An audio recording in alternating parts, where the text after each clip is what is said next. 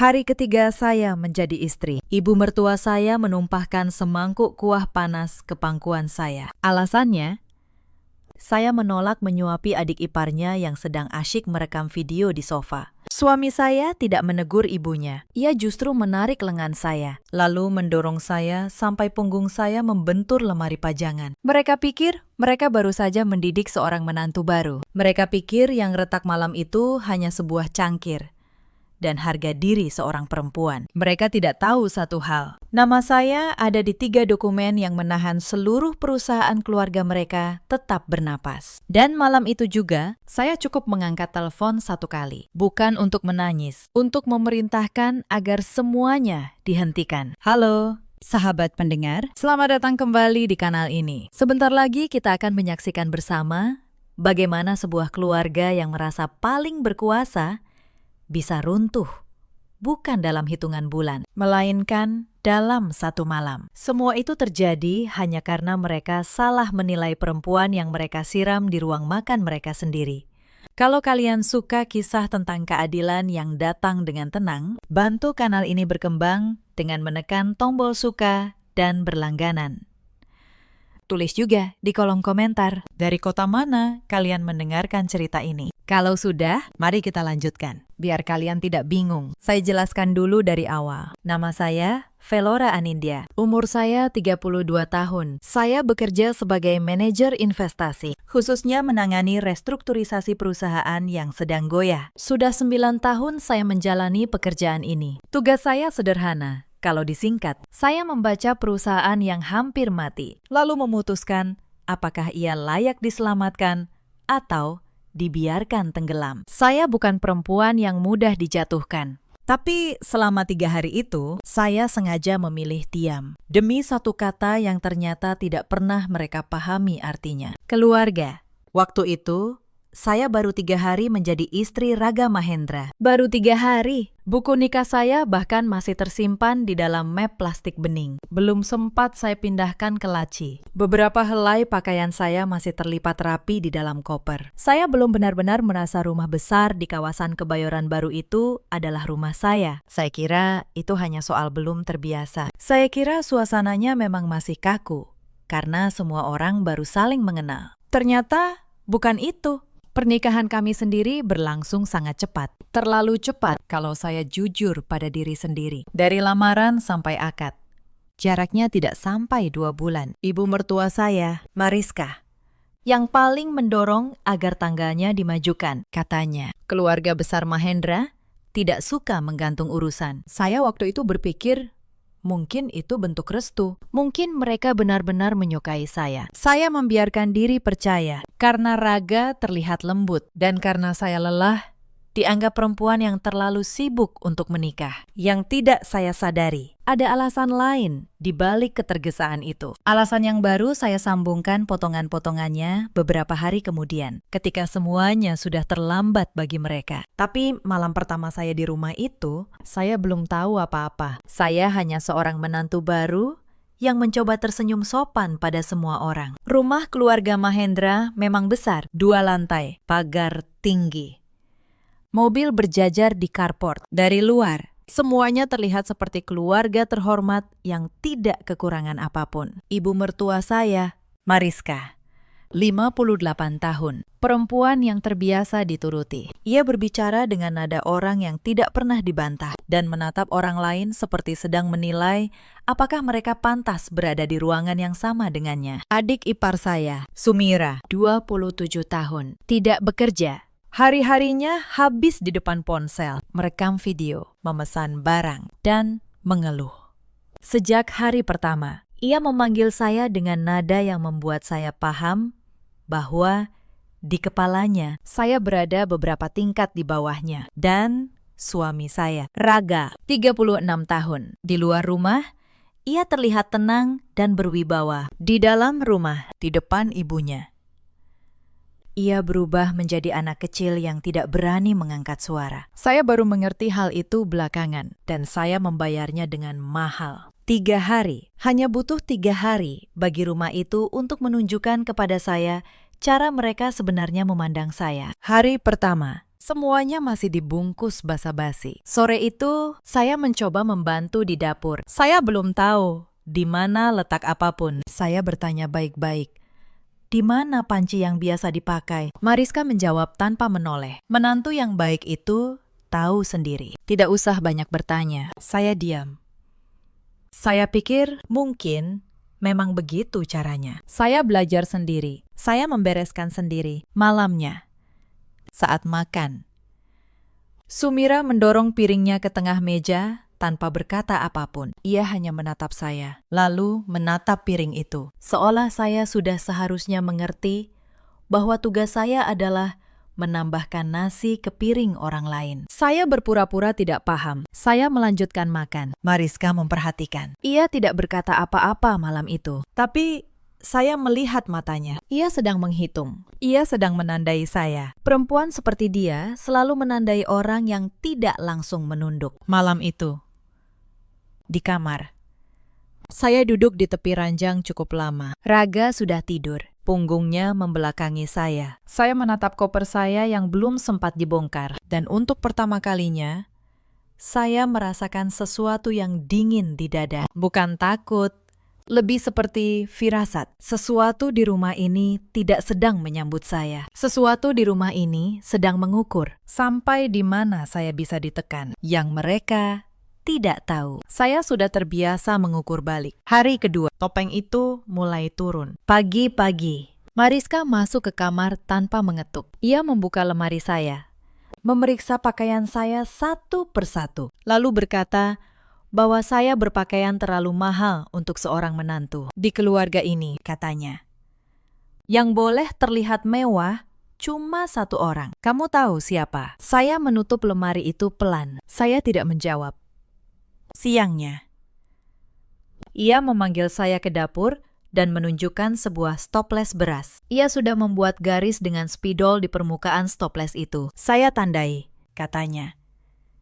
Biar tahu kalau ada yang masak diam-diam. Di rumah ini tidak ada yang makan tanpa izin saya. Saya menatap garis spidol itu. Saya menatap perempuan yang membuatnya. Dan saya mengerti bahwa saya sedang tidak berhadapan dengan mertua yang cerewet biasa. Saya sedang berhadapan dengan seseorang yang menikmati rasa berkuasa atas piring orang lain. Sore itu, Sumira menumpahkan minuman di lantai ruang tengah. Lalu memanggil saya. Lap, katanya. Cuma satu kata, ia tidak menoleh. Jempolnya tetap berjalan di layar ponsel. Saya berdiri di ambang pintu. Saya berkata tenang. Kamu yang menumpahkan, kamu yang lap. Sumira akhirnya mengangkat wajahnya. Bukan kaget, ia justru terlihat seperti tidak terima. Seperti baru menyadari bahwa kursi yang selama ini kosong di rumah itu ternyata diisi orang yang tidak langsung menurut. Kak Raga, teriaknya. Istrimu galak. Raga keluar dari kamar. Ia melihat lantai basah, melihat adiknya. Lalu melihat saya, dan ia berkata kepada saya, sudah, Vel, lap saja. Jangan cari ribut di rumah mama. Saya menatapnya lama. Malam itu, saya tidak marah. Saya hanya merasa dingin. Karena saya baru saja belajar satu hal tentang laki-laki yang saya nikahi. Di rumah ini, kebaikan seorang istri dianggap kelemahan yang bisa dimanfaatkan. Dan suami yang seharusnya berdiri di samping saya, memilih berdiri di belakang ibunya. Saya mengambil kain lap itu. Saya membersihkan lantai, tapi sambil berjongkok di lantai orang. Ada sesuatu yang mulai berubah di dalam kepala saya. Mereka tidak tahu. Malam itu, saya sudah berhenti menjadi menantu yang berharap. Saya mulai menjadi orang yang mengamati. Malam hari kedua itu belum selesai. Beberapa kerabat Mariska datang berkunjung. Katanya ingin melihat menantu baru. Mariska memperkenalkan saya dengan cara yang membuat saya paham posisi saya di matanya. Ini istrinya Raga, katanya pada tamu-tamunya. Masih belajar jadi menantu yang benar. Namanya juga anak zaman sekarang, kerja di kantoran. Jadi belum tahu adab rumah tangga. Belum tahu adab, diucapkan sambil tersenyum. Di depan 6 orang asing. Lalu ia menoleh ke saya. Velora, buatkan tamu-tamu minum. Yang benar, caranya ya.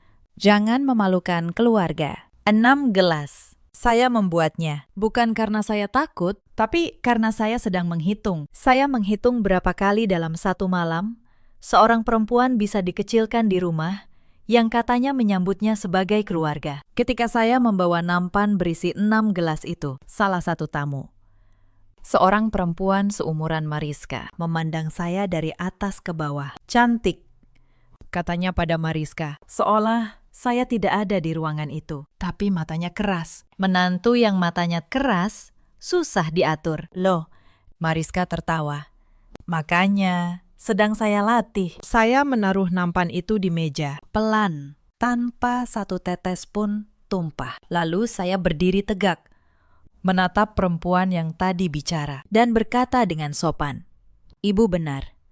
Mata saya memang keras, karena saya terbiasa membaca hal-hal yang tidak semua orang bisa lihat." Ruangan hening sebentar. Mariska menatap saya tajam, tapi tidak berani menegur di depan tamu. Saya membalikkan badan dan masuk ke kamar. Malam itu, di balik pintu, saya mendengar mereka kembali tertawa. Mereka mengira mereka baru saja mempermalukan saya, padahal saya baru saja memberi mereka satu peringatan. Peringatan yang tidak satu pun dari mereka cukup pintar untuk membacanya. Hari ketiga, semuanya pecah. Siang itu di ruang makan, suasananya biasa saja. Piring bekas makan siang belum dibereskan. Sendok masih tergeletak di mangkuk sayur. Mariska duduk di kursi paling ujung sambil mengipasi dirinya dengan tutup wadah makanan. Praga di sebelahnya menunduk ke ponsel. Sesekali membalas pesan kantor. Sumira selongyoran di kursi dekat meja. Satu kaki naik kedudukan, matanya menempel ke layar. Saya sedang berdiri di dekat dispenser, mengambil air untuk diri saya sendiri. Lalu Mariska berkata, "Velora, suapi Sumira. Dia lagi sibuk." Nadanya ringan. Ringan sekali. Seolah yang ia minta adalah hal paling wajar di dunia. Seolah saya memang sudah seharusnya berjalan begitu nama saya dipanggil. Saya menoleh ke Sumira. Ia bahkan tidak melihat saya. Ia masih santai. Wajahnya seperti orang yang yakin akan selalu ada yang melayaninya. Di titik itu, saya langsung paham. Ini bukan soal menyuapi. Kalau ia mau makan, tangannya lengkap, kakinya sehat. Jaraknya ke meja cuma beberapa langkah, tapi tetap saya yang disuruh. Dan itu diucapkan di depan semua orang. Di depan suami saya. Di hari ketiga saya tinggal di rumah itu, saya menaruh gelas saya pelan di meja. Lalu saya berkata, "Sumira bisa makan sendiri. Tidak keras, tidak kasar." Suara saya justru cenderung biasa, tapi memang sengaja saya buat jelas, supaya tidak ada yang salah dengar. Sumira akhirnya mengangkat wajah. Bukan malu. Ia malah seperti tidak terima. Mariska langsung menoleh ke saya. "Apa?" Saya mengulang. "Dia bisa makan sendiri." Praga menurunkan ponselnya. Belum berbicara, cuman menatap saya dengan tatapan yang dari situ saja saya sudah tidak suka. Tatapan orang yang merasa suasana mulai tidak sesuai dengan skenario. "Baru jadi menantu 3 hari, kata Mariska. Disuruh sedikit saja, sudah banyak aturan." Saya tersenyum. Saya tidak marah besar. Justru kalau saya benar-benar mulai marah, biasanya saya makin datar. Jadi saya cuma berdiri tenang, lalu menjawab, "Bu, saya istri anak ibu, bukan pelayan adik iparnya." Mariska berdiri. Ia mengambil mangkuk kecil berisi kuah sayur yang masih hangat dari meja. Dan sebelum saya sempat mundur, ia menyiramkannya ke arah saya. Kuah itu mengenai dada, pangkuan, sampai ke lengan. Tidak sampai melepuh, tapi cukup panas untuk membuat saya menahan napas. Bau sayur menempel di baju saya. Saya berdiri diam beberapa detik. Bukan karena takut. Tubuh saya sedang mengunci sendiri, mencoba mengerti apa yang baru saja terjadi. Tetesan kuah jatuh dari ujung lengan saya ke lantai. Ruangan hening sesaat. Lalu Mariska menaruh mangkuk itu ke meja dengan bunyi keras. "Biar kamu tahu diri," katanya. Saya mengusap wajah saya pelan. Lalu saya menatap mereka satu persatu. Dan di situ saya tahu ini baru dimulai. Yang paling membuat dada saya terasa ditarik pelan bukan panasnya kuah itu, tapi kenyataan bahwa suami saya tetap duduk di situ. Tidak kaget, tidak menegur ibunya, tidak menarik saya menjauh. Saya menoleh ke Raga. Saya masih berharap. sedikit saja. Ia akan berkata, ibunya keterlaluan, atau setidaknya menyuruh saya ke kamar untuk berganti baju. Tapi yang keluar dari mulutnya justru membuat semuanya selesai lebih cepat daripada yang saya kira. Sudah, Vale, katanya. Jangan ribut cuma gara-gara adikmu minta disuapi. Kalau kalian ada di posisi saya waktu itu, kalian juga pasti mengerti kenapa kalimat itu lebih menyakitkan daripada kuah di badan. Karena dari tadi, saya tidak pernah ribut soal makanan. Saya sedang menolak ditaruh di tempat yang salah. Tapi ia sengaja mengecilkan semuanya. Dibuat seolah saya perempuan yang baru menikah, lalu mencari-cari alasan untuk melawan keluarga suami. Saya berkata, yang membuat ribut siapa? Saya yang menolak melayani orang sehat.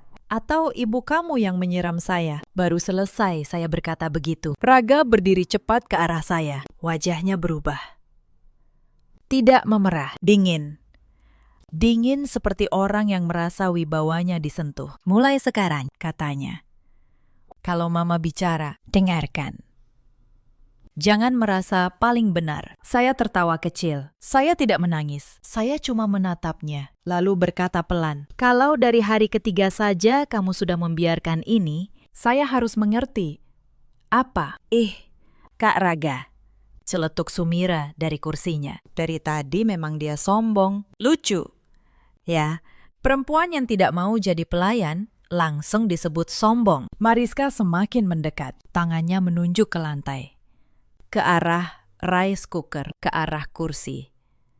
Ke arah mana saja yang bisa membuat saya terlihat lebih kecil. Kamu pikir habis menikah bisa datang ke rumah ini membawa aturan sendiri? Di rumah ini ada tata caranya. Saya menjawab, kalau tata caranya menyuruh saya jadi pelayan adik ipar, saya tidak ikut. Kalimat itu baru selesai setengah detik. Raga langsung mendorong bahu saya. Tidak terlalu keras, sampai saya terpental jauh, tapi cukup untuk membuat saya kehilangan pijakan. Kaki saya terseret ujung sandal, pinggul saya membentur sudut kursi, dan tubuh saya jatuh miring ke lantai. Tangan saya refleks menahan. Siku kiri saya mengenai keramik lebih dulu. Lutut saya menyusul, dan yang paling tidak akan saya lupa, ketika saya jatuh, tidak satu pun dari mereka yang maju. Saya diam beberapa detik di bawah. Rambut saya masih basah kuah. Baju saya dingin menempel di kulit. Siku saya panas. Ponsel Sumira berbunyi satu kali. Notifikasi video mungkin. Dan entah kenapa, bunyi kecil itu justru membuat suasananya terasa semakin hina. Raga berdiri di atas saya sambil berkata, "Jangan menantang keluarga saya." Keluarga saya, bukan istri saya, bukan...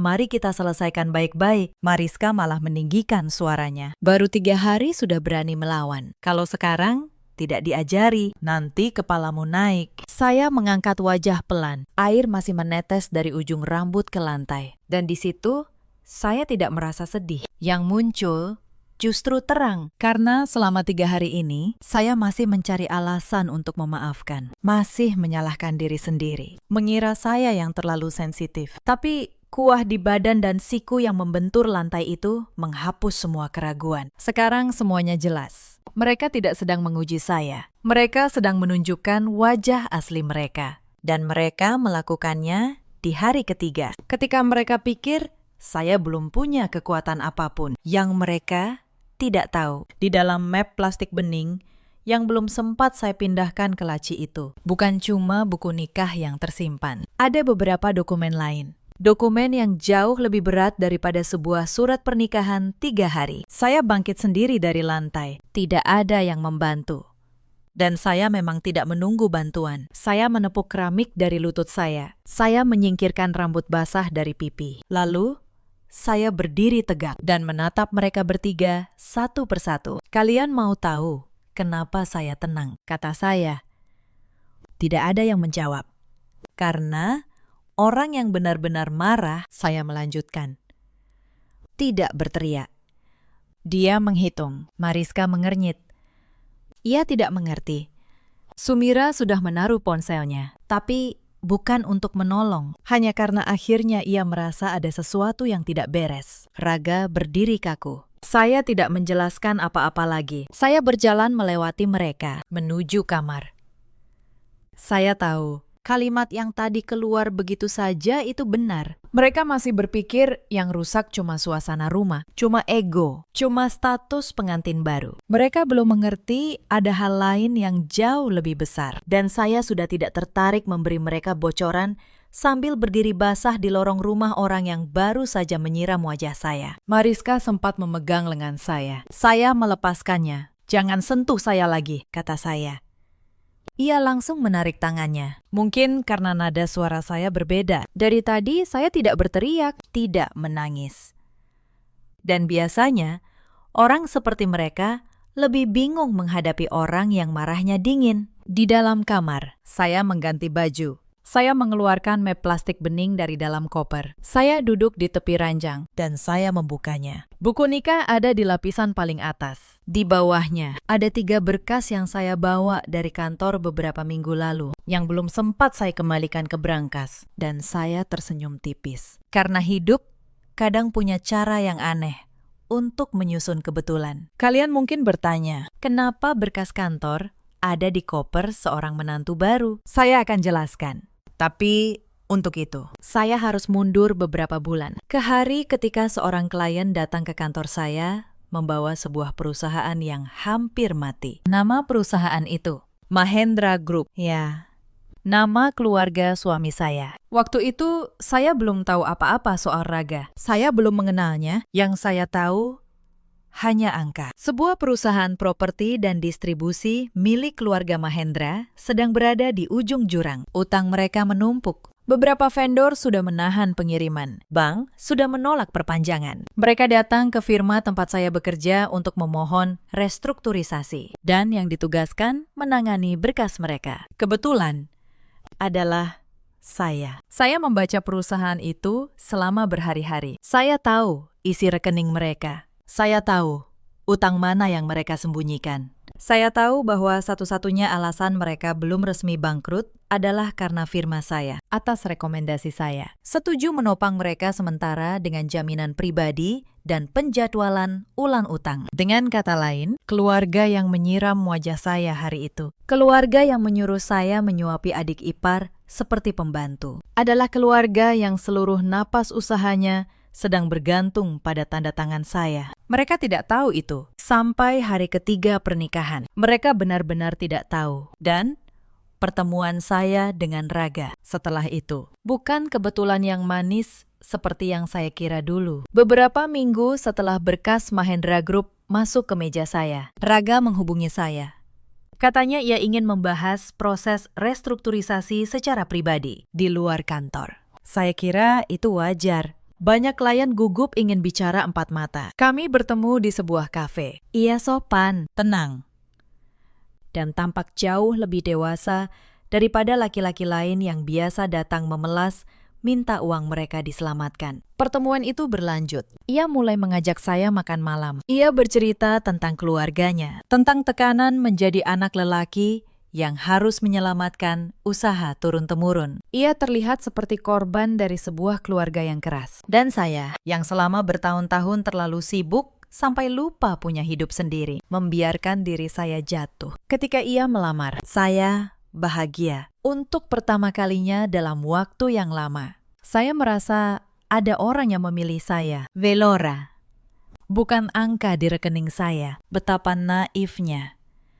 Sekarang, sambil duduk di tepi ranjang dengan siku yang masih berdenyut, saya menyambungkan potongan-potongan yang selama ini saya abaikan. Kenapa lamaran itu begitu cepat? Kenapa Mariska yang paling mendesak agar tanggalnya dimajukan? Kenapa mereka menikahkan anak lelaki mereka dengan seorang manajer investasi yang menangani berkas perusahaan mereka sendiri? Karena mereka pikir kalau saya sudah menjadi menantu, saya tidak akan tega menjatuhkan keluarga suami saya. Karena mereka pikir ikatan pernikahan akan membuat saya menutup mata pada angka. Karena mereka pikir seorang istri akan selalu memilih menyelamatkan rumah tangganya, apapun harganya. Mereka menikahi saya bukan karena cinta. Mereka menikahi saya sebagai jaminan. Sebuah cara agar tangan saya terikat. Agar saya tidak akan pernah menarik dukungan yang menopang usaha mereka. Dan begitu, Mereka merasa jaminan itu sudah aman di dalam rumah. Mereka berhenti berpura-pura. Mereka pikir sekarang mereka bisa memperlakukan saya sesuka hati. Karena toh, saya sudah terkunci sebagai istri. Itu kesalahan terbesar dalam hidup mereka. Karena mereka lupa satu hal. Ikatan yang mereka pakai untuk menjebak saya adalah ikatan yang sama, yang bisa saya lepaskan kapan saja. Dan angka tidak mengenal air mata. Angka hanya mengenal tanda tangan. Saya tidak langsung bertindak malam itu. Saya masih ingin tahu sejauh apa mereka berani. Keesokan paginya, saya turun ke bawah dengan wajah tenang, seolah tidak terjadi apa-apa. Saya ingin melihat apakah mereka akan meminta maaf. Sebuah bagian kecil di dalam diri saya masih memberi mereka kesempatan. Mereka tidak meminta maaf. Mariska malah bertindak seolah saya berutang sikap manis padanya. Ia menaruh setumpuk pakaian kotor di depan pintu kamar saya. Menantu di rumah ini yang mencuci, katanya. Anggap itu cara menebus sikapmu kemarin. Saya melihat tumpukan itu. Saya tidak menyentuhnya. Siangnya, Sumira mengunggah video ke media sosialnya. Video itu memperlihatkan punggung saya sedang berdiri di dapur dengan keterangan yang mengatakan, "Kakak iparku sok mahal." Padahal cuma numpang di rumah kami. Kolom komentar penuh orang asing yang menghina saya. Sumira memperlihatkan ponselnya ke ibunya. Dan mereka berdua tertawa. Numpang. Di rumah kami, saya menyimpan tangkapan layar video itu. Bukan karena saya terluka, tapi karena saya tahu dokumen tertulis selalu lebih berguna daripada amarah. Malamnya, saat makan, Raga akhirnya berbicara pada saya, bukan untuk minta maaf. Ia berkata dengan nada yang ia kira bijaksana, bahwa saya harus belajar menyesuaikan diri. Mama memang keras, katanya. Tapi dia ibu saya. Kalau kamu mau bertahan di keluarga ini, kamu yang harus mengalah. Saya meletakkan sendok saya. Saya bertanya, pelan. Raga, kamu tahu apa pekerjaan saya? Ia mengerutkan dahi. Kenapa tiba-tiba tanya itu? Jawab saja. Kamu tahu firma tempat saya bekerja menangani apa? Ia terlihat tidak nyaman. Restrukturisasi. Kamu pernah cerita, dan kamu tidak pernah berpikir, kata saya. Kenapa ibumu begitu ingin cepat-cepat menikahkan kita? Untuk pertama kalinya, malam itu, saya melihat sesuatu bergeser di wajahnya. Sebuah keraguan kecil. Ia tahu. Sebagian dari dirinya selalu tahu. Ia hanya berharap saya tidak akan pernah menyambungkannya. Mariska menyela dari ujung meja. Sudah. Jangan bahas urusan kantor di meja makan. Menantu tidak perlu ikut campur urusan bisnis keluarga. Saya menatapnya dan saya tersenyum. Baik, Bu, kata saya. Saya tidak akan ikut campur malam itu. Mereka mengira mereka menang. Mereka mengira saya akhirnya menyerah dan tahu diri. Padahal saya baru saja memutuskan sesuatu yang tidak bisa mereka batalkan. Setelah mereka tidur, saya keluar dari kamar tanpa suara. Saya membawa ponsel dan map plastik bening saya ke ruang kerja kecil di lantai bawah, tempat yang jarang mereka pakai. Saya menelepon satu nama, Talita, rekan sekaligus asisten hukum saya di firma. Orang yang tahu setiap berkas yang pernah saya tangani. Orang yang tidak pernah menyuruh saya bersabar demi menjaga apapun. Ia mengangkat dengan cepat. Suaranya langsung waspada. Vel, ini jam berapa? Kenapa? Saya tidak bercerita panjang. Saya tidak punya tenaga untuk menjelaskan dari awal. Saya cuma berkata, Pal, berkas Mahendra Group, semua dukungan yang menopang mereka. Saya mau semuanya ditinjau ulang. Mulai besok pagi, ia diam sepersekian detik. Lalu nadanya berubah, formal, pendek. Persis orang yang tahu, ini bukan urusan main-main. Kamu yakin? Ini keluarga suamimu, Vel. Justru karena itu, kata saya. Saya baru tahu kenapa mereka begitu ingin menikahi saya. Saya menceritakan 3 hari itu dalam beberapa kalimat singkat. Kuah panas. Dorongan sampai jatuh. Suami yang diam. Video yang mempermalukan saya. Tumpukan pakaian kotor di depan pintu. Talita menarik napas panjang di ujung telepon. Lalu ia berkata, Oke, kalau begitu, kita tidak menunggu. Satu hal lagi, kata saya. Cek email lama saya. Ada satu yang saya ingat. Permintaan percepatan proses pernikahan dari pihak Raga masuk 2 minggu setelah proposal restrukturisasi mereka, saya tahan. 2 minggu. Tal. Setelah saya tahan, Talita diam sebentar. Lalu ia berkata pelan, "Jadi pernikahanmu memang bagian dari rencana mereka menyelamatkan perusahaan?" "Ya," kata saya. Dan mereka baru saja menyiram wajah jaminan mereka sendiri. Saya menutup telepon. Saya bersandar ke kursi. Untuk pertama kalinya dalam 3 hari, saya menghela napas panjang. Bukan karena lega, tapi karena semuanya akhirnya jelas, tersusun rapi. Siap dijalankan. Lengkap. Besok, rumah ini akan mulai belajar apa yang baru saja mereka rusak. Tapi keluarga itu tidak menyerah begitu saja. Sebelum surat resmi sempat mereka baca, mereka mencoba menekan saya 1 kali lagi dengan cara yang paling mereka kuasai. Minggu pagi, sebelum saya sempat pergi, Mariska mengetuk pintu kamar.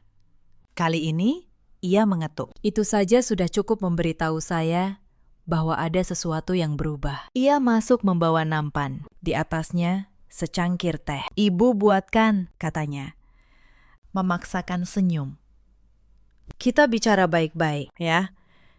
Kemarin, ibu cuma hilaf." Saya menatap cangkir itu. Perempuan yang 2 hari lalu menyiramkan kuah panas ke tubuh saya, sekarang membawakan teh dengan tangannya sendiri. Bukan karena ia menyesal, tapi karena firasatnya yang terlatih selama bertahun-tahun membaca situasi mulai berbunyi. Ia mencium ada sesuatu yang lepas dari kendalinya. "Terima kasih, Bu," kata saya.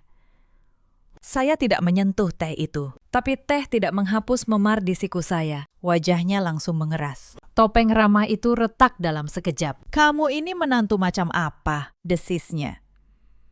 "Sudah dibaik-baiki, masih tinggi hati. Kamu pikir kamu siapa di rumah ini?" Nah, itu wajah aslinya. Yang tadi cuma pinjaman. Saya berdiri. "Ibu baru saja menjawab pertanyaan ibu sendiri," kata saya. "Saya memang bukan siapa-siapa di rumah ini. Makanya, saya akan pergi." Siangnya, giliran Raga yang mencoba. Ia berdiri di depan pintu kamar sambil bersandar, mencoba terlihat tenang. Padahal saya bisa melihat rahangnya kaku. "Vel, jangan gegabah," katanya. "Kamu tahu kalau kamu pergi sekarang, orang-orang akan bicara. Menantu kabur 3 hari setelah menikah. Malu, Vel. Bukan cuma kamu yang malu, keluargamu juga." Ia mencoba memakai rasa malu sebagai rantai. Trik lama. Trik yang berhasil pada banyak perempuan yang lebih memilih bertahan daripada dibicarakan. "Raga," kata saya. "Kamu tahu apa yang lebih memalukan daripada menantu yang pergi setelah 3 hari? Suami yang berdiri diam sambil ibunya menyiram istrinya. Itu yang seharusnya kamu takutkan orang bicarakan." Ia tidak punya jawaban. Ia hanya mundur 1 langkah. Dan dalam langkah mundur itu, saya melihat seluruh pernikahan kami. Seorang laki-laki yang selalu memilih mundur. Di setiap saat, ia seharusnya maju. Malam itu, saya mengemasi koper saya. Koper yang bahkan belum sempat saya bongkar sepenuhnya. Ternyata, itu keberuntungan kecil. Tidak banyak yang harus saya kemas dari rumah yang tidak pernah menjadi rumah saya. Ketika saya menuruni tangga membawa koper, mereka bertiga berdiri di ruang tamu. Mariska dengan wajah bercampur marah dan cemas. Sumira di belakangnya. Raga di dekat pintu. Rahangnya keras. Masih merasa ini semua bisa berhenti kalau ia cukup keras menahan saya. "Kamu akan menyesal," kata Mariska. Perempuan yang meninggalkan suaminya tidak akan pernah tenang. Saya berhenti di anak tangga terakhir. Saya menatapnya. "Bu, dalam beberapa hari ke depan, Ibu akan mengerti siapa di antara kita yang seharusnya menyesal." Saya tidak menjelaskan lebih. Saya membuka pintu depan, dan saya melangkah keluar dari rumah itu untuk terakhir kalinya sebagai menantu keluarga Mahendra. Mereka pikir saya pergi karena kalah. Mereka tidak tahu. Saya pergi justru karena saya sudah menang. Jauh sebelum mereka menyadari permainannya sudah selesai. Efeknya tidak datang bulan depan. Efeknya datang dalam 3 hari. Karena posisi Mahendra Group memang sudah goyah sejak awal. Satu keputusan saja cukup untuk memulai keruntuhan. Talita bekerja cepat. Sabtu pagi, sebuah surat resmi dikirim ke rumah keluarga Mahendra dan ke kantor mereka. Isinya sederhana, ditulis dengan bahasa dingin yang justru membuat semuanya terasa nyata. Firma menarik rekomendasi restrukturisasi. Jaminan pribadi yang selama ini menopang pinjaman mereka ditinjau ulang. Perpanjangan pembiayaan properti mereka dihentikan sementara menunggu jaminan baru. Saya tidak ada di rumah ketika surat itu datang. Saya sengaja pergi pagi-pagi ke apartemen lama saya Yang tidak pernah saya lepas. Saya duduk di sana, menyeduh teh dan menunggu telepon berdering. Telepon pertama datang dari Raga. Saya biarkan berdering sampai berhenti. Yang kedua dari Mariska. Saya biarkan juga. Yang ketiga dari Raga lagi. Kali ini saya angkat. Veil. Suaranya sudah berbeda. Tidak ada lagi nada dingin orang yang merasa wibawanya disentuh. Yang ada hanya panik yang mencoba ditutupi. Ada surat dari firmamu. Ini pasti salah paham. Kamu bisa perbaiki, kan? Ini kan keluargamu sekarang. Keluarga. Kata itu keluar lagi. Kata yang mereka pakai untuk menyiram, untuk mendorong, untuk menyuruh saya mencuci pakaian kotor mereka. Sekarang kata yang sama mereka pakai untuk memohon. Raga. Kata saya, tenang. 3 hari lalu kamu bilang keluarga saya, bukan istri saya. Sekarang kamu ingat lagi kata keluarga. Ia terdiam. Datang ke kantor Talita hari Senin, kata saya. Bawa ibumu, bawa adikmu. Kita bicarakan semuanya di sana. Bukan di rumah dengan cara membentak, tapi di meja dengan dokumen. Saya menutup telepon. Senin pagi, mereka datang. Ruang rapat firma itu dingin dan rapi. Meja panjang, kursi abu-abu, jendela kaca yang menghadap kota. Saya duduk di ujung meja. Di sebelah saya, Talita dengan setumpuk map, dan di seberang saya, untuk pertama kalinya sejak pernikahan itu, ketiga orang yang menyiram dan mendorong saya duduk dengan wajah yang sama sekali berbeda dari wajah mereka di rumah. Mariska tidak lagi menyipasi diri dengan sombong. Sumira tidak memegang ponsel. Raga tidak menunduk ke layar. Mereka bertiga duduk kaku, seperti orang yang baru menyadari bahwa lantai di bawah kaki mereka ternyata tidak sekokoh yang mereka kira. Pak Bram, penasihat keuangan senior firma, membuka rapat. Suaranya datar. Dan justru itu yang membuat setiap kata terasa berat, karena Bu Velora menarik seluruh dukungan pribadinya, katanya. Jaminan tambahan dan persetujuan lanjutan yang sebelumnya menopang pihak Mahendra. Maka ada beberapa akibat langsung. Ia menjelaskannya satu persatu. Perpanjangan pembiayaan rumah dihentikan. Vendor utama menahan pengiriman. Vendor kedua dan ketiga ikut membekukan tempo pembayaran. Pembahasan restrukturisasi ditutup sampai ada jaminan baru. Dan karena posisi mereka sejak awal sudah rapuh, efeknya tidak menunggu. Efeknya sekarang, Sumira yang pertama tidak tahan. Tapi ini bisa dibicarakan lagi, kan? Katanya. Kak Velora tidak akan setega itu. Bisa? Jawab Pak Bram. Tenang, kalau ada dasar baru. Saat ini tidak ada. Mariska mencoba masuk. Nada suaranya dijaga. Tapi masih ada sisa orang yang terbiasa mengatur. Ini masalah keluarga. Seharusnya jangan langsung dibawa sejauh ini. Pak Bram menggeser satu lembar kertas ke tengah meja. Bu, katanya. Kalau saya tidak salah, 2 malam lalu, Ibu mengirim pesan tertulis kepada anak Ibu yang isinya mengakui bahwa Ibu, dan saya kutip, menyiram menantu supaya tahu diri. Pesan itu sudah menjadi bagian dari berkas. Mariska langsung diam. Talita membuka map berikutnya. Ia menaruh 3 hal di atas meja. Tangkapan layar video yang diunggah Sumira, lengkap dengan keterangannya. Rekaman pesan Mariska. Dan sebuah laporan singkat berisi kronologi 3 hari itu. Dari kuah panas sampai dorongan yang membuat saya jatuh. Laporan itu disertai foto memar di siku dan lutut saya, yang saya potret sendiri malam itu. 3 lembar, 3 orang, 3 bukti dari mulut dan tangan mereka sendiri. Saya tidak perlu banyak bicara. Mereka sudah menjelaskan peran masing-masing sendiri. Raga akhirnya menatap saya. Saya mengangkat tangan sedikit. "Dengar dulu," kata saya. Suasana di ruangan itu aneh. Tidak panas, tidak ada teriakan. Tapi justru itu yang membuat semuanya terasa berat. Karena semua orang di sana tahu, titik baliknya sudah lewat. Ini bukan lagi rapat untuk membujuk saya pulang, bukan juga ruang untuk mereka marah-marah seperti di rumah. Ini ruang tempat semua akibat duduk rapi di atas meja dan tidak bisa dibentak. Pak Bram melanjutkan ke bagian terakhir. Bu Velora juga berhak kalau memilih untuk melanjutkan proses hukum atas kejadian kekerasan itu berdasarkan bukti fisik, kronologi tertulis, dan pengakuan para pihak. Sumira langsung menoleh ke ibunya. Mariska duduk lebih tegak. Raga membuang napas keras. Saya menatap mereka satu persatu. Lalu saya bicara. 3 hari saya jadi istri. Saya disuruh menyuapi orang sehat. Saya menolak. Ibu menyiram saya. Suami saya mendorong saya sampai jatuh. Malamnya, ketika rumah mulai goyah, baru semua orang ingat cara bicara baik-baik. Jadi sekarang, jangan ada yang meminta saya melihat ini sebagai salah paham. Tidak ada yang menyahut. Saya melanjutkan, kalian tidak bangkrut karena saya jahat. Kalian jatuh karena terlalu yakin bisa menindas orang tanpa harga diri dan lupa bertanya, siapa orang itu sebenarnya? Mariska akhirnya membuka mulut. Suaranya kecil, jauh berbeda dari suaranya di rumah. Ibu? Salah. Saya menatapnya. Saya mendengar kalimat itu. Tapi anehnya, saya tidak merasa puas besar atau apapun. Karena ada beberapa permintaan maaf yang datang bukan untuk menyembuhkan. Datangnya cuma karena orang yang meminta maaf sudah tidak punya pilihan lain. Raga ikut berkata, saya juga salah, Belle.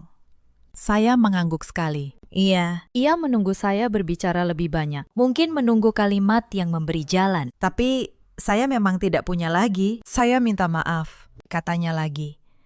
Beri saya kesempatan memperbaiki. Saya langsung memotong. Pernikahan itu selesai bagi saya sejak kamu mendorong saya jatuh di lantai rumahmu. Kalimat itu keluar pelan, tidak tinggi, tapi begitu keluar, saya tahu. Itu final. Sumira mulai menangis kecil. Bukan histeris, napasnya saja yang mulai pendek. Aku tidak menyangka akan jadi begini, katanya. Saya menjawab tanpa emosi. Saya juga tidak menyangka hari ketiga menikah akan disiram dan dijatuhkan. Setelah itu, tidak ada lagi yang bisa mereka pakai. Ruangan sepi. Cuma ada suara pendingin ruangan dan satu motor dari jalan luar yang knalpotnya lewat terlalu keras. Pak Bram bertanya ke saya, keputusan ibu bagaimana untuk jalur hukum? Saya duduk tegak. Saya menjawab, semua jalur keuangan tetap berjalan sesuai penarikan. Untuk proses hukum, saya simpan hak itu. Saya belum mencabutnya. Raga langsung menatap saya cepat. Mariska juga. Mereka mengerti maksudnya. Saya tidak harus melapor hari itu juga. Tapi saya juga tidak akan memberi mereka rasa aman. Saya berdiri. Talita ikut berdiri. Map kami ditutup. Semuanya sudah cukup. Ketika saya berjalan ke pintu, Raga memanggil sekali lagi. Velora. Saya berhenti, tapi tidak menoleh penuh. Cuma setengah. Masih ada yang bisa saya perbaiki, katanya. Suaranya pelan, saya diam sebentar. Lalu jawaban saya keluar seperti apa adanya. Seharusnya pertanyaan itu kamu pikirkan sebelum tanganmu mendorong saya. Saya keluar dari ruang rapat itu dengan langkah biasa. Tidak cepat, tidak lambat. Proses perceraiannya tidak berlangsung lama. Ketika seorang perempuan tidak menuntut apa-apa selain kebebasannya. Tidak ada yang bisa memperlambatnya. Saya tidak meminta harta mereka. Untuk apa? Saya tidak pernah butuh apapun dari keluarga yang tidak punya apa-apa selain gengsi. Yang saya minta hanya satu. Buku nikah yang masih tersimpan di map plastik bening itu. Akhirnya berpindah tempat. Bukan ke laci, seperti yang dulu saya rencanakan. Tapi ke dalam berkas yang sudah selesai. Ditutup, diarsipkan. Mahendra Group tidak langsung hilang dari muka bumi. Perusahaan yang sekarat jarang mati dalam semalam. Tapi tanpa dukungan yang selama ini menopang mereka. Mereka harus menjual sebagian aset. Rumah besar di Kebayoran Baru itu dilepas. Mobil-mobil di carport berkurang satu persatu. Mariska pindah ke rumah yang jauh lebih kecil, di kawasan yang tidak lagi bisa ia pakai untuk memamerkan status pada tetangga. Saya tahu semua itu bukan karena saya mengikuti kabar mereka, tapi karena dunia keuangan itu sempit Dan kabar tentang keluarga yang jatuh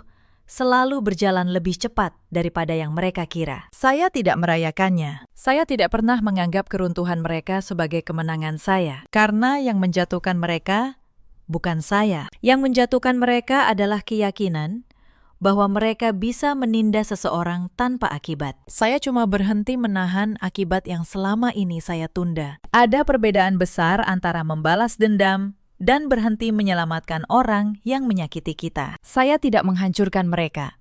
Saya hanya berhenti menjadi penyangga bagi orang yang menyiram wajah saya. Beberapa bulan setelah semuanya selesai, Sumira menghubungi saya. Saya hampir tidak mengangkatnya, tapi ada bagian dari diri saya yang ingin tahu.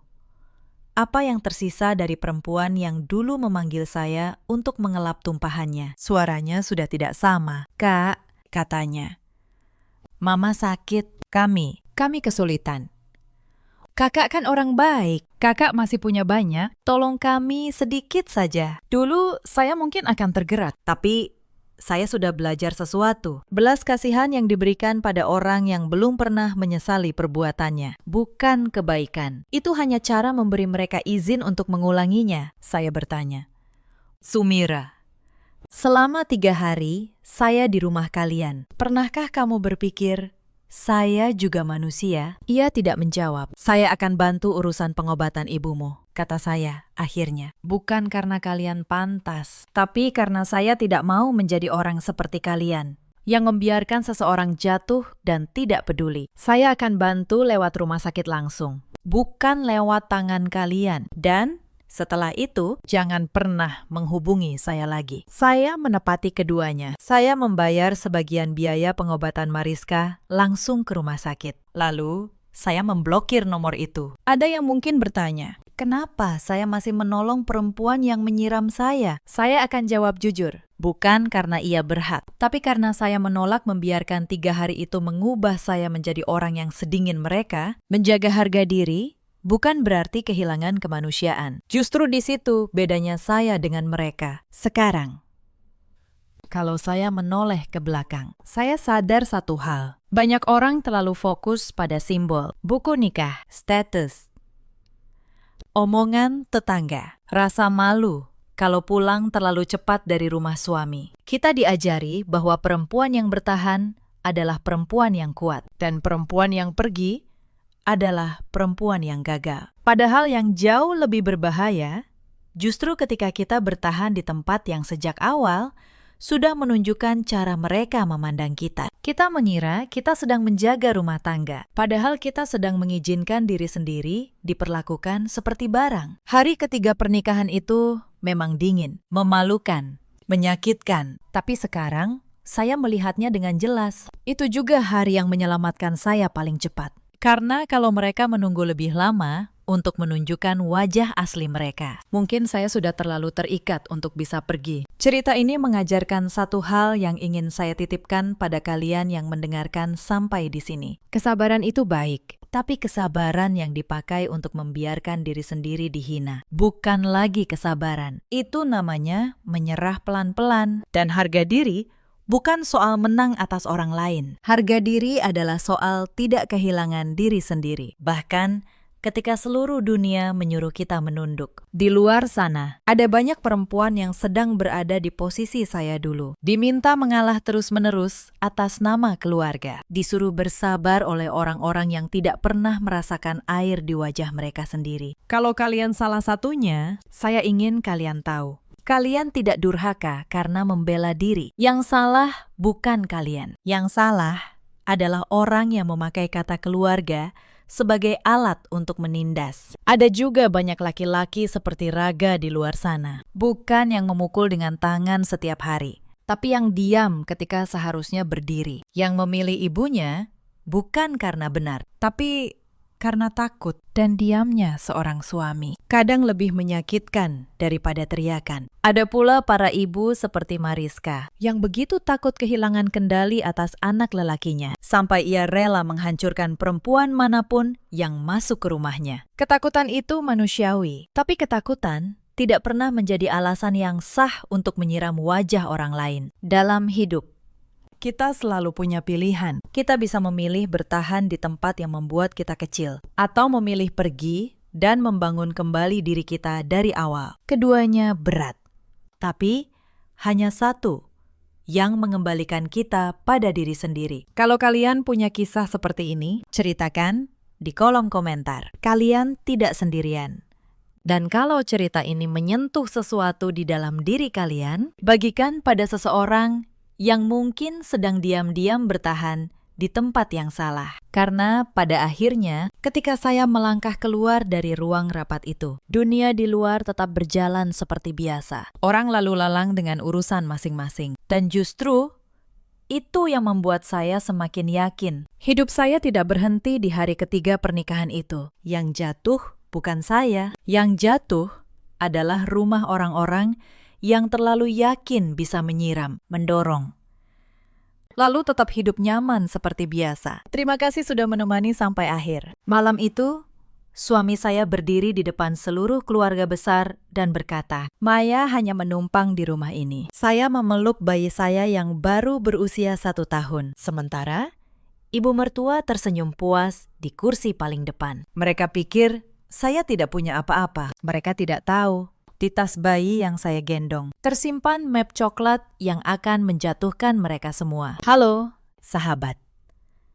Selamat datang kembali di kanal ini. Kalau cerita ini menyentuh hati Anda, jangan lupa tinggalkan jejak di kolom komentar. Mari kita mulai.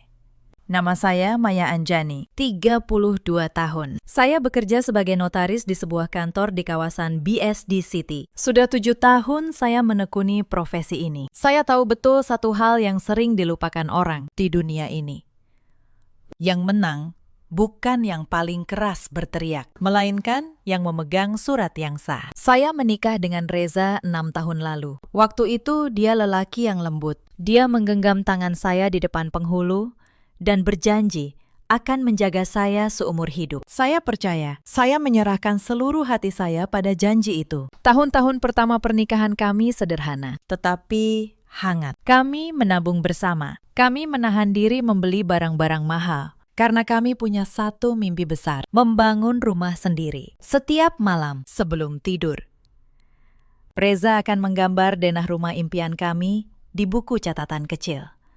Kamar untuk anak di sini, dapur menghadap taman di sana. Saya tertawa melihatnya begitu bersemangat. Saat itu, saya benar-benar percaya kami akan menua bersama di rumah itu. Saya masih ingat hari kami menerima kunci rumah pertama kami. Reza menggendong saya melewati pintu. Lalu kami berdiri di ruang tamu yang masih kosong. Tertawa seperti dua anak kecil. Saya tidak menyangka beberapa tahun kemudian, rumah yang sama akan menjadi medan perang. Dan lelaki yang menggendong saya melewati pintu itu akan berdiri di pihak yang ingin mengusir saya keluar dari pintu yang sama. Kami membangun rumah bersama di BSD City. Rumah 2 lantai dengan halaman kecil di depannya. Setiap batu bata di rumah itu dibeli dari uang kami berdua. Saya menyimpan semua kwitansi, bukan karena curiga, melainkan karena kebiasaan seorang notaris. Saya tidak pernah membuang secari kertas pun yang berhubungan dengan uang. Yang tidak saya sadari saat itu, tanah tempat rumah kami berdiri tercatat atas nama ibu mertua saya, Bu Sutinah. Reza yang mengurus semuanya dulu, katanya.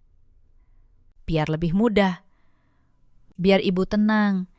Saya menandatangani tanpa banyak bertanya. Itu kesalahan pertama saya, dan saya membayarnya mahal. Bu Sutinah berusia 60 tahun. Wajahnya teduh kalau di depan tamu, tetapi matanya selalu menghitung. Saya bisa merasakannya sejak pertama kali kami bertemu. Dia menatap saya seperti orang menatap barang dagangan, bukan seperti orang menatap calon menantunya. Adik ipar saya bernama Wulan, 30 tahun, belum menikah, dan selalu kekurangan uang. Dia tinggal berpindah-pindah Kadang di rumah ibunya, kadang di kontrakan murah di pinggir kota. Setiap kali Wulan datang, ada saja yang hilang dari dompet saya. Saya diam.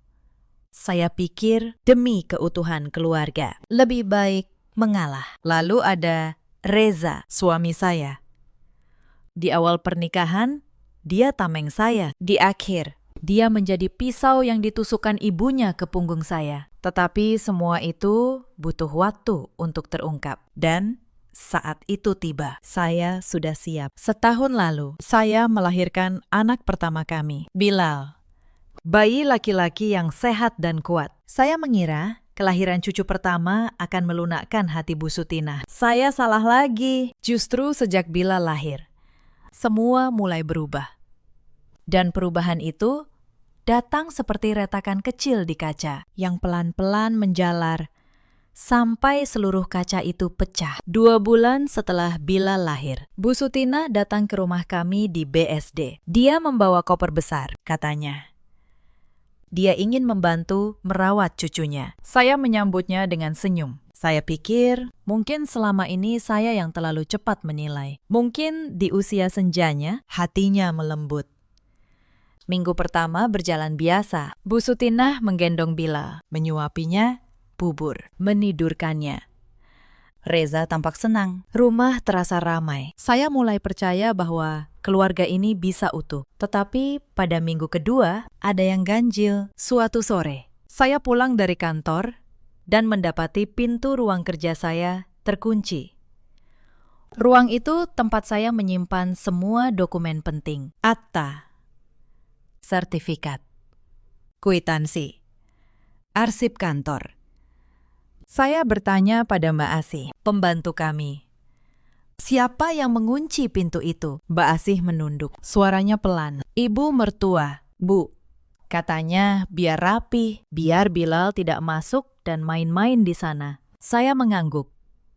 Tetapi di dalam hati, ada sesuatu yang mengganjal. Bilal baru 1 tahun. Dia bahkan belum bisa berjalan. Alasan itu tidak masuk akal, namun saya memilih diam. Saya minta kunci cadangan dari Mbak Asih malam itu, dan saya periksa diam-diam isi ruangan saya. Semua dokumen masih ada, tidak ada yang hilang. Tetapi map tempat saya menyimpan sertifikat tanah dan kwitansi pembangunan rumah, posisinya bergeser. Seseorang telah membukanya. Saya tahu persis bagaimana saya meletakkan setiap berkas, dan map itu tidak pada tempatnya. Sejak malam itu, saya mulai waspada. Saya memindahkan dokumen-dokumen terpenting ke tempat lain. Sebagian saya bawa ke kantor. Sebagian saya titipkan di brankas pribadi. Naluri seorang notaris berkata, badai sedang berkumpul di atas rumah ini. Beberapa hari kemudian, Wulan datang. Dia membawa kabar yang katanya penting. Kami berkumpul di ruang tamu. Wulan duduk di samping ibunya, lalu menatap saya dengan senyum yang sulit saya artikan. Mbak Maya tahu kan? Kata Wulan pelan. Tanah rumah ini atas nama ibu. Jadi, kalau ada apa-apa, semua kembali ke keluarga kami. Saya menatapnya. Maksud kamu apa, Wulan? Wulan tertawa kecil. Tidak ada maksud apa-apa, Mbak. Cuma mengingatkan. Biar Mbak tidak salah paham nanti. Bu Sutinah menimpali dengan suara yang dibuat lembut. Iya, Maya. Kita ini keluarga. Tidak baik kalau ada yang merasa paling berhak. Rumah ini berdiri di tanah ibu. Itu kenyataan yang harus diterima. Saya merasakan dingin menjalar di tengkuk. Saya tahu kemana arah pembicaraan ini. Tetapi saya menahan diri. Saya hanya menjawab. Saya mengerti. Bu, malam itu saya tidak bisa tidur. Saya menatap langit-langit kamar. Reza tidur pulas di sebelah saya, seolah tidak ada apa-apa. Saya bertanya dalam hati, apakah suami saya tahu rencana ibunya? Atau dia hanya tidak peduli? Saat itu, saya belum punya jawaban. Tetapi jawaban itu akan datang lebih cepat dari yang saya kira. Seminggu kemudian, Bu Sutinah memanggil saya ke ruang tengah. Di atas meja, sudah tersedia secari kertas dan sebuah pulpen. Reza berdiri di belakang ibunya, melipat tangan. Wulan duduk di sudut, pura-pura sibuk dengan ponselnya. Maya, kata Bu Sutinah, ibu sudah memikirkan ini lama. Untuk kebaikan semua, ibu minta kamu menandatangani surat pernyataan ini. Saya mengambil kertas itu. Saya membacanya pelan. Tangan saya tetap tenang, tetapi jantung saya berdetak keras. Surat itu menyatakan bahwa saya, Maya Anjani, melepaskan seluruh hak atas rumah dan segala yang ada di dalamnya. Bahwa rumah itu sepenuhnya milik keluarga Sutina. Saya mengangkat wajah. Bu, rumah ini saya dan Reza yang membangun. Setiap rupiah keluar dari tabungan kami berdua. Bu Sutinah tersenyum. Senyum yang dingin. Tetapi tanahnya atas nama ibu. Maya, tanpa tanah, bangunan itu tidak ada artinya. Tanda tangani saja. Biar urusan keluarga ini rapi. Saya menoleh ke arah Reza. Saya menunggu suami saya membela saya. Saya menunggu dia berkata bahwa rumah itu juga milik saya. Tetapi Reza hanya menunduk. Lalu dia berkata pelan, "Tanda tangani saja." Maya, jangan bikin ribut. Saat itu Sesuatu di dalam dada saya patah. bukan karena ibu mertua, Saya sudah tahu watak dia. Tetapi karena suami saya sendiri, lelaki yang dulu berjanji menjaga saya. kini dia berdiri di pihak yang menjatuhkan saya. Saya meletakkan kertas itu di meja. Saya butuh waktu untuk membaca surat ini dengan teliti. Bu, saya notaris. Saya tidak pernah menandatangani apapun tanpa membacanya sampai habis. Bu Sutinah mengerutkan dahi. Untuk sesaat, Senyumnya hilang. dia tidak menyangka saya akan menolak. Wulan mengangkat wajah dari ponselnya, menatap saya dengan sorot tidak suka. Saya berdiri, menggendong Bilal, dan masuk ke kamar. Saya menutup pintu pelan. Di balik pintu itu, Saya bersandar dan menarik napas panjang. Mereka tidak tahu. dengan menyodorkan surat itu, Mereka baru saja menunjukkan kartu mereka pada orang yang salah. sejak hari itu, suasana rumah berubah dingin. Bu Sutinah jarang berbicara pada saya. Wulan semakin sering datang, dan Reza, suami saya, semakin sering pulang larut. Saya mencium aroma rencana yang sedang disusun di belakang punggung saya. Tetapi saya belum tahu seberapa dalam rencana itu. Suatu hari, Saya pulang lebih cepat dari kantor karena Bilal demam. Saat membuka pintu, saya mendengar suara dari ruang tengah. Saya berhenti. Saya mengenali suara itu. Bu Sutinah. Wulan.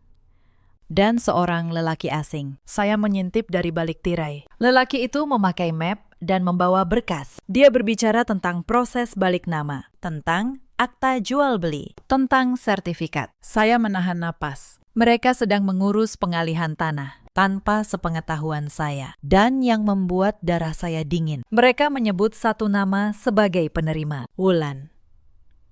Saya mundur perlahan. Saya kembali ke mobil. Saya duduk diam, menggendong Bilal yang masih demam. Otak saya bekerja cepat. Mereka ingin mengalihkan tanah dan rumah itu atas nama Wulan. Mereka ingin membuang saya, dan mereka pikir saya tidak akan tahu apa-apa. Malam itu, saya tidak menunjukkan apapun. Saya memasak makan malam seperti biasa. Saya tersenyum pada Bu Sutinah. Saya melayani Reza. Saya membiarkan mereka percaya bahwa saya perempuan lemah yang tidak mengerti urusan surat-surat. Padahal saya notaris. Saya mengerti hukum lebih baik dari mereka semua. Mereka tidak tahu. Dengan meremehkan saya, mereka sedang menggali lubang untuk diri mereka sendiri. Esok harinya, saya mulai bergerak. Saya pergi ke kantor lebih pagi. Saya membuka brankas pribadi saya dan mengeluarkan sertifikat asli tanah itu. Ya, sertifikat asli. Banyak orang tidak tahu. Ketika tanah itu dibeli dulu, proses balik nama belum sepenuhnya selesai. Sertifikat resmi masih menyimpan catatan penjual lama, dan akta jual beli yang sah ada di tangan saya, bukan di tangan Bu Sutinah. Reza dulu menyerahkan urusan itu pada saya, karena saya notaris. Dia lupa, atau dia tidak pernah benar-benar paham. Saya juga mengeluarkan map coklat berisi seluruh kwitansi pembangunan rumah, pembelian semen, besi, pasir, upah tukang, semuanya. Semua tertulis atas nama saya dan Reza, dengan tanggal dan jumlah yang jelas. Hitam di atas putih. Inilah senjata yang selama bertahun-tahun saya simpan tanpa pernah menyadari betapa berharganya. Saya menemui Pak Tono, notaris senior yang dulu membimbing saya. Saya menceritakan semuanya. Pak Tono mendengarkan dengan serius. Lalu dia berkata, "Maya, Kalau benar mereka mau mengalihkan tanah itu atas nama Wulan, mereka butuh tanda tanganmu di akta. Tanpa itu, peralihan tidak sah. Hati-hati.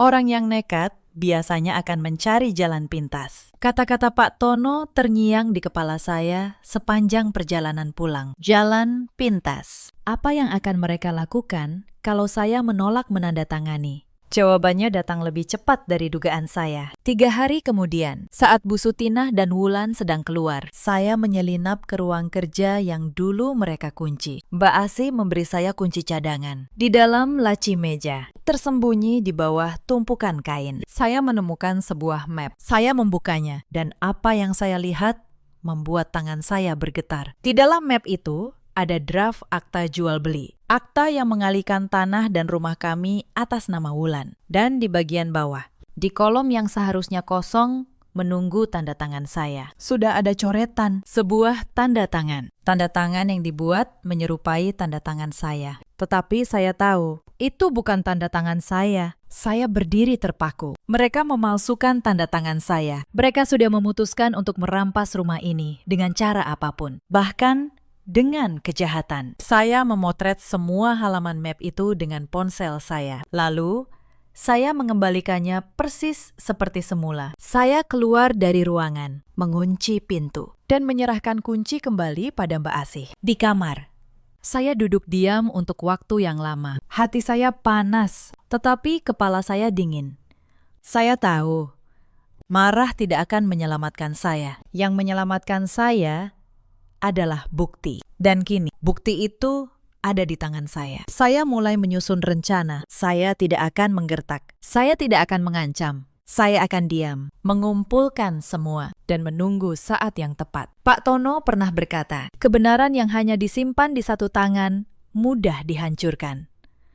Maka saya memastikan kebenaran ini tinggal di banyak tangan. Saya membuat 3 salinan dari semua bukti. Sertifikat asli, akta jual beli sah, kwitansi pembangunan, dan foto akta palsu dengan tanda tangan yang dipalsukan. 1 salinan saya titipkan pada Pak Tono, 1 saya simpan di brankas kantor, dan 1 lagi saya kirim ke alamat saudara saya di luar kota. Kalau mereka berani menyentuh 1 salinan, masih ada 2 yang lain. Mereka tidak akan bisa membungkam saya, sementara saya menyiapkan semuanya. Tekanan di rumah semakin berat. Bu Sutinah mulai memperlakukan saya seperti pembantu. Dia menyuruh saya membersihkan rumah, mencuci pakaian seluruh keluarga, memasak untuk tamu-tamunya. Dan saya melakukannya. Bukan karena takut, tetapi karena saya ingin mereka merasa menang. Orang yang merasa menang akan lengah, dan kelengahan adalah celah yang saya butuhkan. Suatu hari, Wulan kehilangan amplop berisi uang. Uang itu katanya hasil arisan, tanpa bukti apapun. Dia langsung menuding saya di depan beberapa kerabat yang sedang berkunjung. Pasti Mbak Maya yang ambil, kata Wulan keras.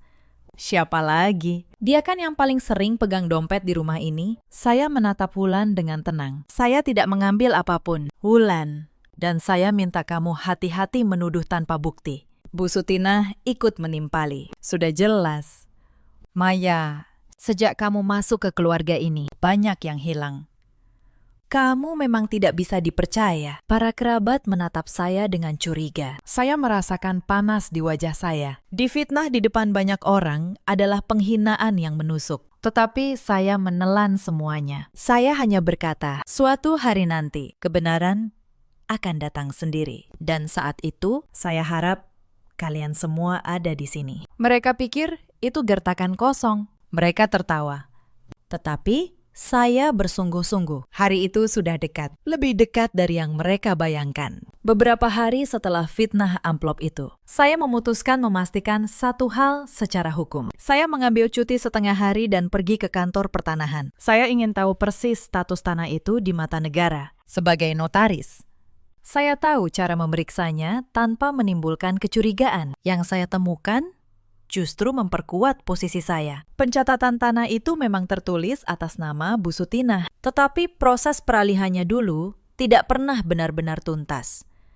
Ada dokumen yang masih harus dilengkapi, dan dokumen itu akta jual beli aslinya. Ada di tangan saya. Tanpa akta itu, Tidak ada notaris atau pejabat manapun yang bisa mengesahkan penjualan rumah ini ke pihak lain. saya menyimpan catatan resmi dari kantor pertanahan itu dan menambahkannya ke dalam map coklat saya. Malam itu, Saya pulang dengan hati yang lebih tenang. Saya tahu sekarang, sekuat apapun mereka mendorong, mereka tidak akan bisa menyingkirkan saya tanpa melanggar hukum. dan kalau mereka memilih melanggar hukum, Saya akan menangkap setiap pelanggaran itu, satu persatu, dan menyimpannya sebagai bukti. tetapi keluarga itu tidak berhenti. Mereka justru semakin nekat. Beberapa hari kemudian, Bu Sutinah mencoba taktik baru. Dia mengumpulkan beberapa kerabat dan mulai menyebar cerita bahwa saya istri yang tidak berbakti, yang menyembunyikan harta dari keluarga suami, Yang berniat menguasai semuanya untuk diri sendiri. Cerita itu dibumbui dengan air mata seorang ibu tua yang merasa dizalimi. Beberapa kerabat termakan cerita itu. Mereka mulai menatap saya dengan dingin saat berkunjung. Salah seorang tante bahkan menegur saya, Maya,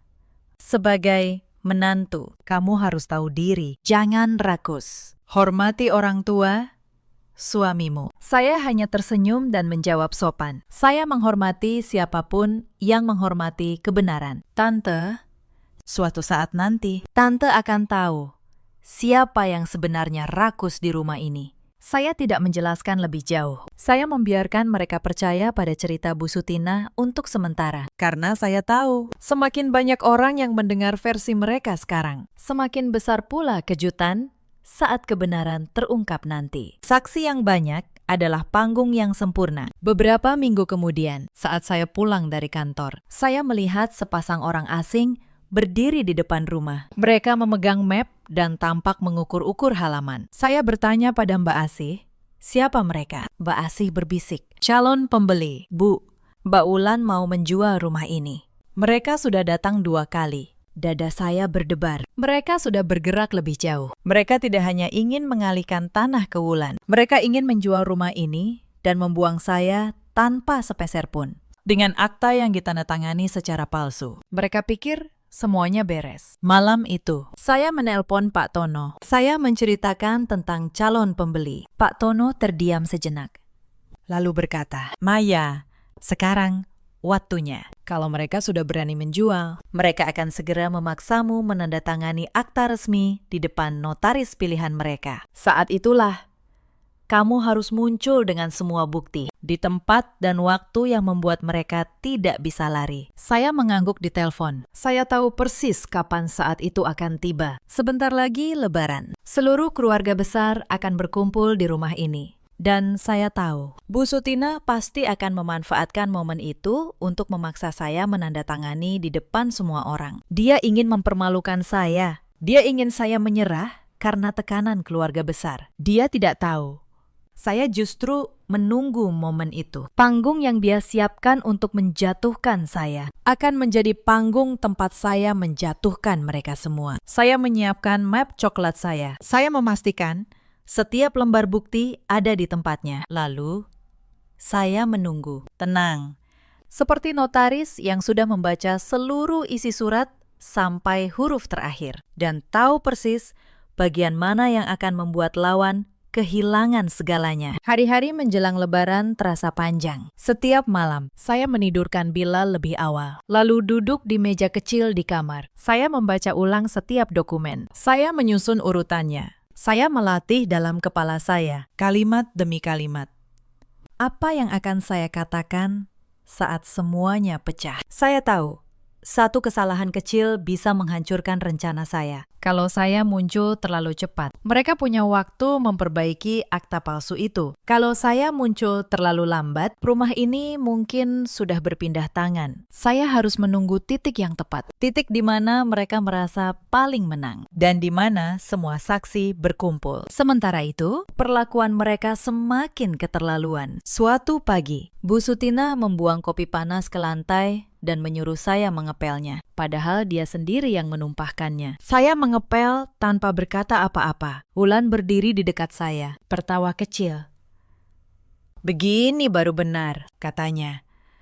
Menantu memang harus tahu tempatnya. Saya menatap lantai yang basah. Air mata hampir jatuh. Tetapi saya menahannya. Saya berkata pada diri sendiri, bukan sekarang. Setiap penghinaan ini akan terbayar. Bukan dengan air mata, tetapi dengan surat yang sah. Reza semakin jauh. Dia hampir tidak pernah menatap saya lagi. Suatu malam, saya mencoba berbicara dengannya. Saya berkata, Reza, apakah kamu tahu apa yang sedang ibumu dan Wulan rencanakan? Reza menghela napas. Lalu dia berkata dingin, Maya, ini rumah keluargaku, panahnya tanah ibuku. Kalau kamu tidak suka, kamu bisa pergi. Bawa Bilal kalau mau, tapi jangan ganggu urusan keluarga kami. Kata-kata itu seperti pisau. Lelaki yang dulu berjanji menjaga saya, kini menyuruh saya pergi dari rumah yang saya bangun dengan keringat saya sendiri. Saya menatap matanya. Saya mencari sisa lelaki yang dulu saya cintai, tetapi yang ada hanya orang asing. Saya tidak menangis. Saya hanya berkata, baik, Reza.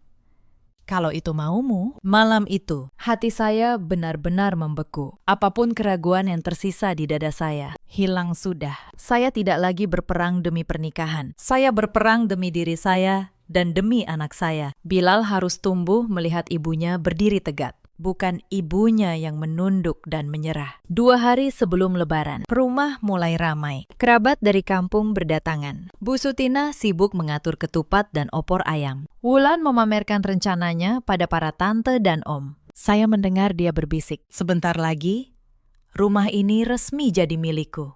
Tinggal tanda tangan terakhir. Saya di dapur memotong bawang sambil tersenyum tipis. Tanda tangan terakhir. Mereka tidak tahu, tanda tangan terakhir itu justru akan menjadi awal dari kehancuran mereka. Pak Tono mengirim pesan singkat malam itu. Semua salinan aman. Aku siap datang kapan saja kamu butuh saksi. Tetap tenang. Maya. Saya membalas dengan satu kata. Siap.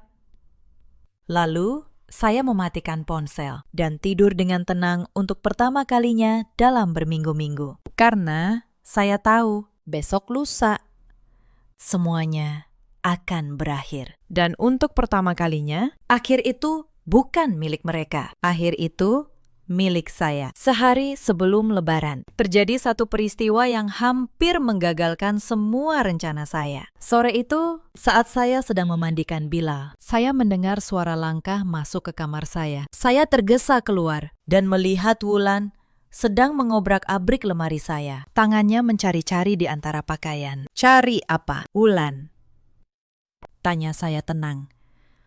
Wulan terkejut.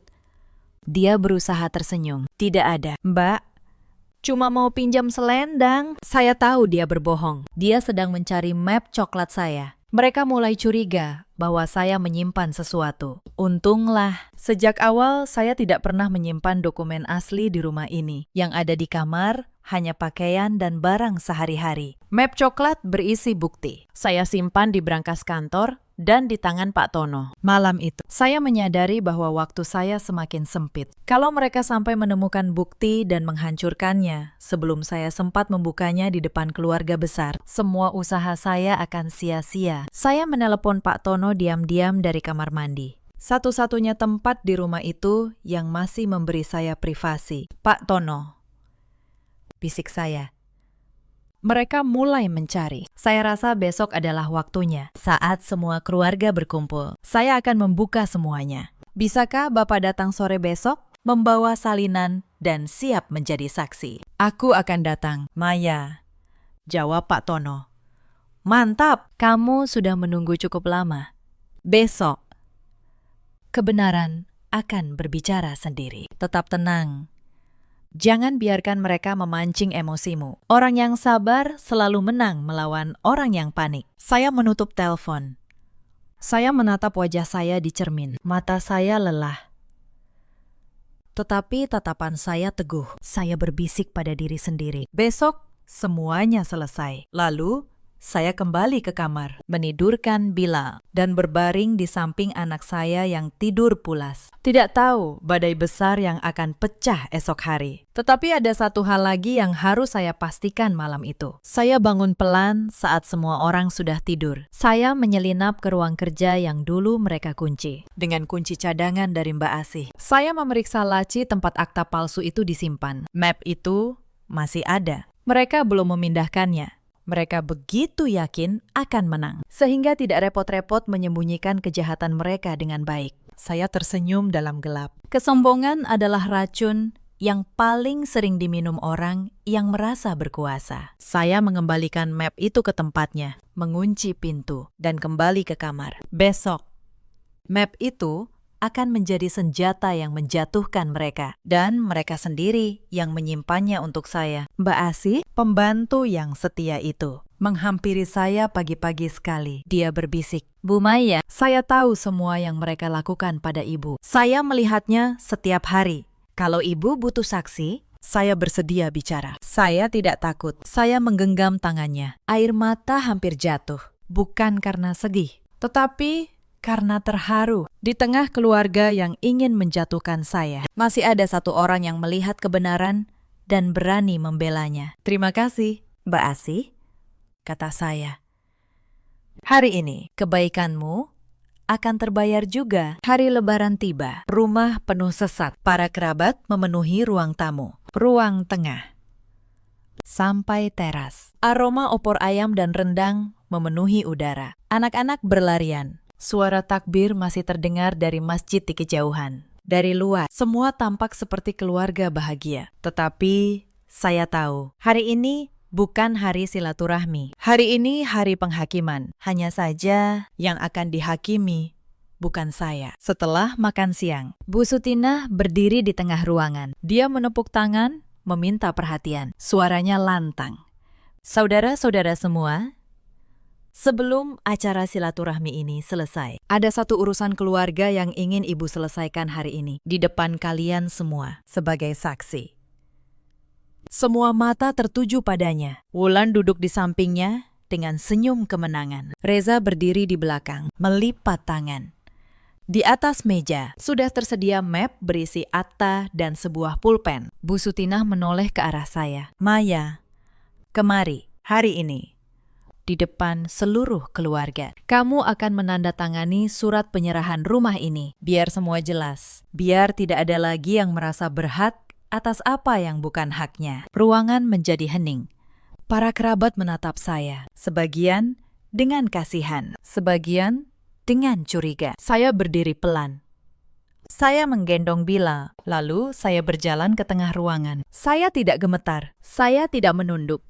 Saya berdiri tegak menghadap mereka semua sebelum saya menandatangani apapun. Kata saya dengan suara tenang yang terdengar ke seluruh ruangan. Izinkan saya berbicara. Sebentar saja, karena setelah ini saya tidak akan punya kesempatan lagi. Bu Sutinah mengerutkan dahi. Tetapi di depan banyak orang, dia tidak bisa menolak. Bicara saja, cepat. Saya menarik napas. Lalu saya mengeluarkan map coklat dari tas bayi yang saya gendong. Map yang selama ini saya simpan. Saya meletakkannya di atas meja, di sebelah akta yang mereka siapkan. Bu Sutinah meminta saya menyerahkan rumah ini, kata saya. Dengan alasan tanahnya atas nama ibu. Itu benar. Tanah ini memang dulu dibalik nama atas nama ibu. Tetapi mari kita lihat. Siapa yang sebenarnya membangun rumah di atasnya? Saya membuka map. Saya mengeluarkan tumpukan kwitansi. Saya mengangkatnya tinggi agar semua bisa melihat. Ini semua kwitansi pembangunan rumah. Semen, besi, pasir, upah tukang. Semua atas nama saya dan Reza. Total lebih dari 800 juta rupiah. Setiap rupiah keluar dari tabungan kami, bukan dari uang ibu. Hitam di atas putih. Silahkan diperiksa. Para kerabat mulai berbisik. Beberapa berdiri mendekat. Wulan menarik kwitansi itu kasar dan memeriksanya. Wajahnya mulai pucat. Karena angka-angka itu nyata. Tanggal-tanggal itu nyata. Tidak ada yang bisa dibantah. Bu Sutinah berusaha menguasai keadaan. Itu tidak penting.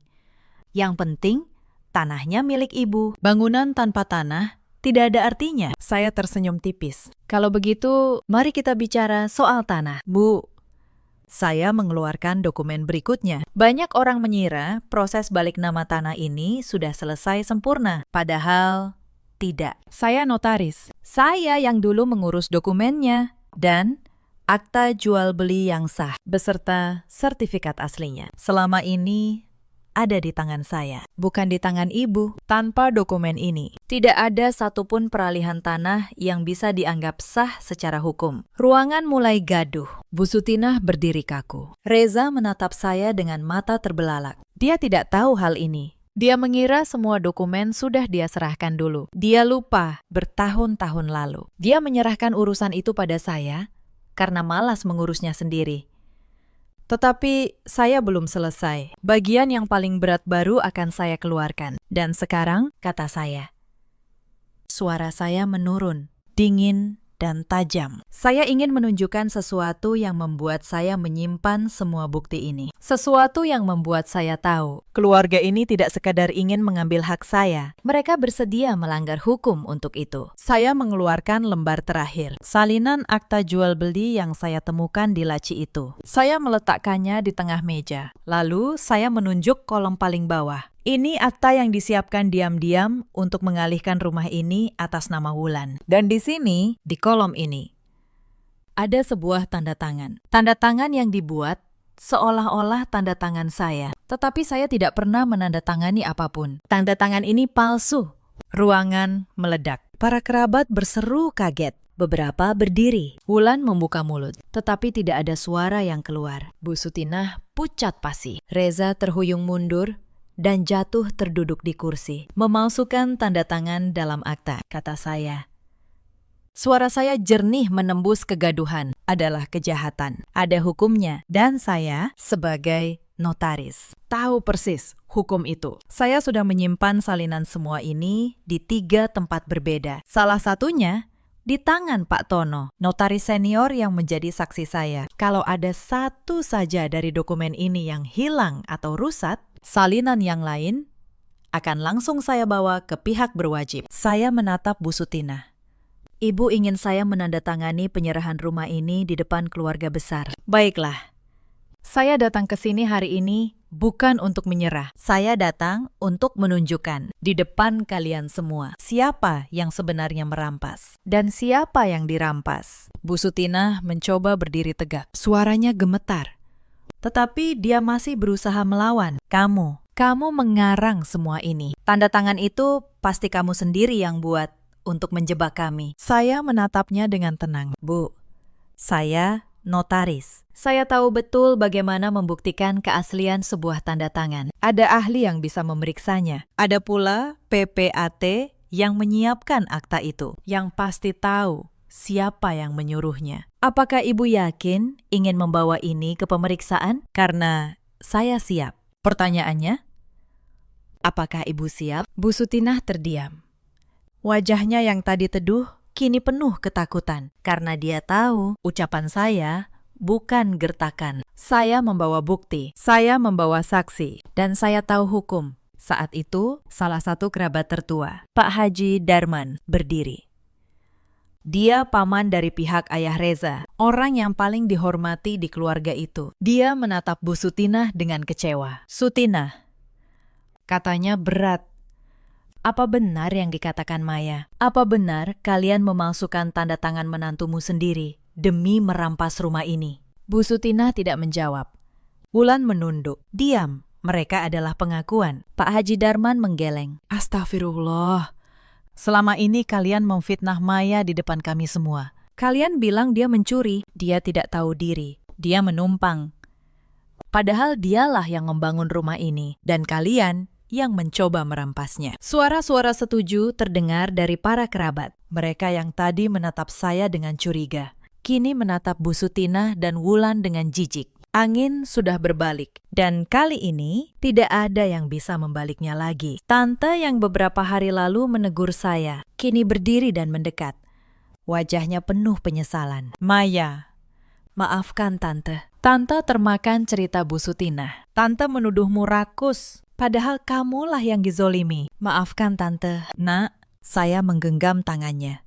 Tidak apa-apa, Tante. Sekarang Tante sudah melihat kebenarannya. Itu sudah cukup bagi saya. Saya menatap sekeliling ruangan. Wajah-wajah yang tadi memandang saya dengan curiga, kini memandang dengan rasa hormat. Sebagian bahkan dengan rasa bersalah. Saya tidak menikmati momen itu sebagai kemenangan. Saya hanya merasa akhirnya kebenaran berdiri di tempat yang seharusnya. Bilal terbangun dalam gendongan saya. Dia menatap wajah saya dengan mata beningnya, lalu tersenyum. Tidak mengerti apa yang baru saja terjadi di sekitarnya. Saya mencium keningnya. Dalam hati saya berkata, suatu hari nanti, Nak, Ibu akan menceritakan ini padamu, bukan supaya kamu membenci siapapun, tetapi supaya kamu tahu, martabat itu harus diperjuangkan. Dan kebenaran selalu punya jalan untuk berbicara. Reza akhirnya bersuara. Suaranya parau.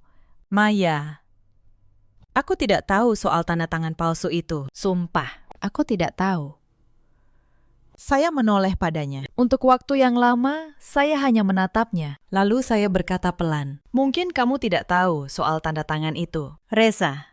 Tetapi kamu tahu, mereka mau mengusirku. Dan kamu memilih diam. Kamu menyuruhku pergi dari rumah yang kubangun dengan keringatku sendiri. Bagiku, itu sama saja. Reza tidak bisa menjawab. Dia menunduk. Air matanya jatuh.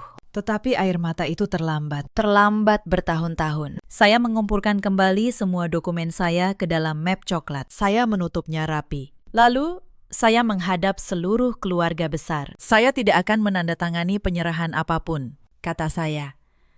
Rumah ini, secara hukum, masih utuh hak saya dan Reza. Akta yang kalian siapkan untuk Wulan tidak sah, karena tanda tangan di dalamnya palsu. Sertifikat dan akta asli ada di tangan saya. Tidak ada satupun dari kalian yang bisa menjual atau mengalihkan rumah ini tanpa saya. Saya menggendong Bilal lebih erat. Mulai hari ini, saya dan Bilal akan tinggal di sini, di rumah yang menjadi hak kami. Dan kalau ada yang berani memaksa, memalsukan, atau mengancam lagi, semua salinan bukti ini akan langsung saya bawa ke pihak yang berwenang. Saya harap kita semua mengerti. Ruangan hening.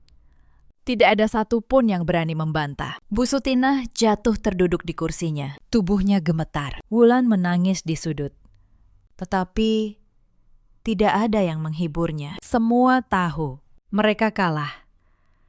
Bukan karena saya lebih keras, tetapi karena saya memegang kebenaran yang sah. Pak Tono datang sore itu, sesuai janjinya. Dia membawa berkas resmi dan duduk bersama Pak Haji Darman serta beberapa kerabat tua. Mereka membicarakan langkah hukum yang harus diambil. Akta palsu itu dibatalkan. Proses peralihan yang sedang berjalan dihentikan. Dan nama Wulan sebagai calon pemilik dicoret dari semua dokumen. Hari-hari setelah lebaran itu berjalan seperti kabut yang perlahan menipis. Rumah yang dulu penuh ketegangan kini terasa asing bagi mereka yang dulu menguasainya. Bu Sutina tidak lagi berani menyuruh saya. Wulan tidak lagi berani menuduh. Dan Reza berjalan di rumahnya sendiri seperti tamu yang tidak diundang. 3 hari setelah lebaran, Pak Tono datang lagi membawa kabar resmi. Dia duduk di ruang tamu, membuka berkasnya, dan menjelaskan pada saya dan beberapa kerabat tua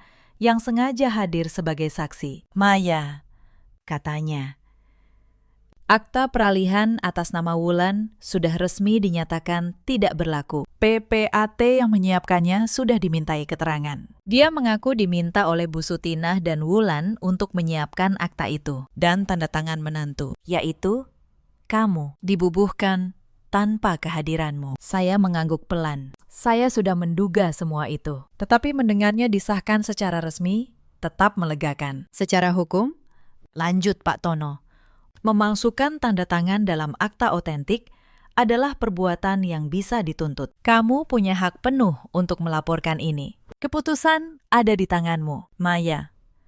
Saya terdiam sejenak. Para kerabat menunggu jawaban saya. Bu Sutinah duduk di ujung ruangan. Tubuhnya menua dalam semalam. Wulan menunduk di sampingnya. Mereka menunggu hukuman. Saya berkata pelan, saya tidak akan melaporkan untuk memenjarakan mereka. Bukan karena saya memaafkan, tetapi karena saya tidak ingin Bilal tumbuh dengan cerita bahwa neneknya dipenjara oleh ibunya. Namun, ada syaratnya. Saya menatap Bu Sutinah dan Wulan bergantian. Pertama, kalian harus menandatangani surat pernyataan resmi di depan Pak Tono, mengakui bahwa rumah ini hak saya dan Reza, dan bahwa kalian tidak akan pernah lagi mengklaim atau mengalihkannya. Kedua, semua bukti tetap saya simpan. Kalau satu kali saja kalian melanggar, surat pernyataan ini dan bukti pemalsuan akan langsung saya bawa ke pihak berwajib. Tidak ada peringatan kedua. Bu Sutinah mengangkat wajahnya. Untuk pertama kalinya, saya melihat dia menatap saya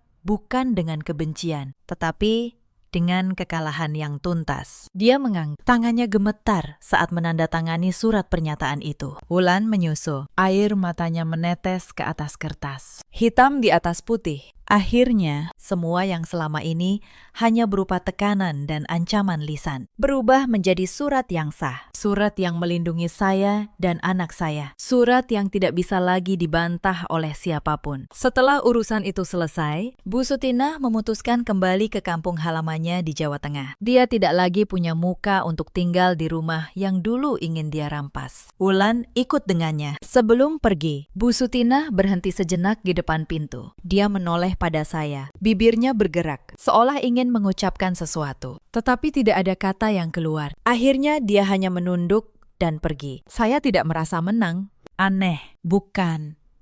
Setelah semua yang saya lalui, saya tidak merasakan kemenangan. Yang saya rasakan hanya lelah dan sedikit lega. Karena pada akhirnya, saya bisa berdiri tegak di rumah saya sendiri sambil menggendong anak saya tanpa rasa takut. Reza tinggal beberapa minggu lagi di rumah itu. Kami hampir tidak bicara. Suatu malam, dia datang ke kamar dan duduk di tepi tempat tidur. Dia berkata pelan, "Maya, maafkan aku.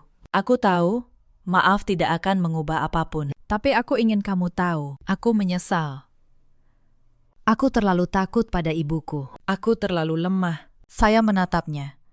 Saya tidak marah lagi. Marah membutuhkan tenaga, dan saya sudah kehabisan tenaga untuk lelaki ini. Saya hanya berkata, "Reza, penyesalan datang setelah semuanya hancur. Aku tidak membencimu, tapi aku juga tidak bisa lagi mempercayaimu. Cinta bisa tumbuh lagi, tapi kepercayaan yang sudah patah, sulit disambung." Reza menunduk. Air matanya jatuh. Lalu dia berkata, "Apa kamu ingin kita berpisah?" Saya diam lama. Lalu saya menjawab, "Aku ingin waktu. Aku ingin melihat. Apakah kamu benar-benar berubah atau hanya menyesal karena kalah? Untuk sekarang, kita jalani dulu. Demi Bilal, tapi rumah ini dan masa depan kami sekarang ada di tanganku, bukan di tangan ibumu." Reza mengangguk. Untuk pertama kalinya dalam waktu yang lama, dia tidak membantah. Dia tahu posisinya sudah berubah. Dan mungkin untuk pertama kalinya, dia mulai belajar berdiri sebagai lelaki, bukan sebagai anak yang bersembunyi di balik ibunya. Sebulan berlalu sejak Lebaran itu. Rumah di BSD City kini terasa berbeda. Bukan karena bangunannya berubah, tetapi karena udaranya berubah. Tidak ada lagi suara yang merendahkan saya. Tidak ada lagi tangan yang mencari-cari di lemari saya. Saya bisa menggendong Bilal di teras pada sore hari, menatap halaman kecil yang kami bangun. Dan untuk pertama kalinya, merasa benar-benar berada di rumah saya sendiri. Saya kembali bekerja di kantor. Pak Tono kini lebih dari sekedar atasan. Dia menjadi sahabat yang saya percaya. Kadang dia berkata sambil tersenyum, "Maya, dari semua notaris muda yang pernah kubimbing, kamu yang paling mengerti satu hal penting, bahwa hukum bukan dibuat untuk menakuti orang lemah, tetapi untuk melindungi mereka yang benar." Reza masih tinggal bersama kami. Dia berubah perlahan. Dia mulai membantu mengurus Bilal. Dia tidak lagi pulang larut. Dia tidak lagi membela ibunya secara membabi buta. Apakah saya sudah sepenuhnya mempercayainya kembali? Belum.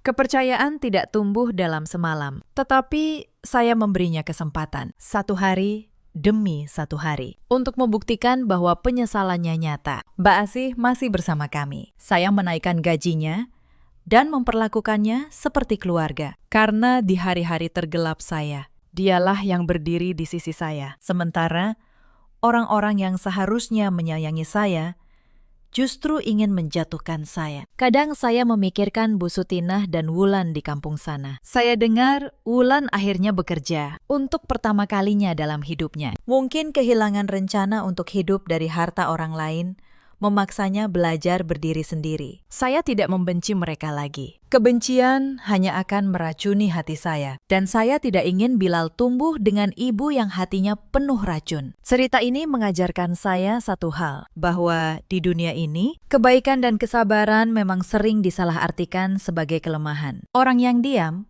dikira tidak punya kekuatan, padahal kadang diam adalah cara orang yang kuat menyimpan tenaganya sampai saat yang tepat untuk berdiri. Di luar sana, ada banyak perempuan yang mungkin sedang berada di posisi saya dulu, diinjak di rumah sendiri, difitnah di depan keluarga, disuruh menyerahkan apa yang menjadi hak mereka, hanya karena mereka dianggap pendatang. Untuk kalian semua, saya ingin berkata, jangan menyerah pada tekanan, tetapi juga jangan melawan dengan emosi. Lawanlah dengan kebenaran. Simpan setiap bukti. Pahami hak kalian. Karena pada akhirnya yang menang bukan yang paling keras berteriak, melainkan yang memegang surat yang sah. Ada juga banyak suami seperti Reza, lelaki yang tidak jahat, tetapi terlalu lemah untuk membela istrinya, yang lebih takut pada ibunya daripada peduli pada keadilan. Untuk para suami seperti itu, ketahuilah, diam di saat istrimu diinjak bukanlah netral. Diam adalah memihak dan luka karena ditinggalkan saat paling membutuhkan. Sulit disembuhkan hanya dengan penyesalan. Ada pula para ibu mertua, seperti Bu Sutinah, yang melihat menantu bukan sebagai anak, tetapi sebagai ancaman atas harta dan kuasa, yang lupa bahwa rumah tangga anak mereka dibangun oleh 2 orang, bukan 1.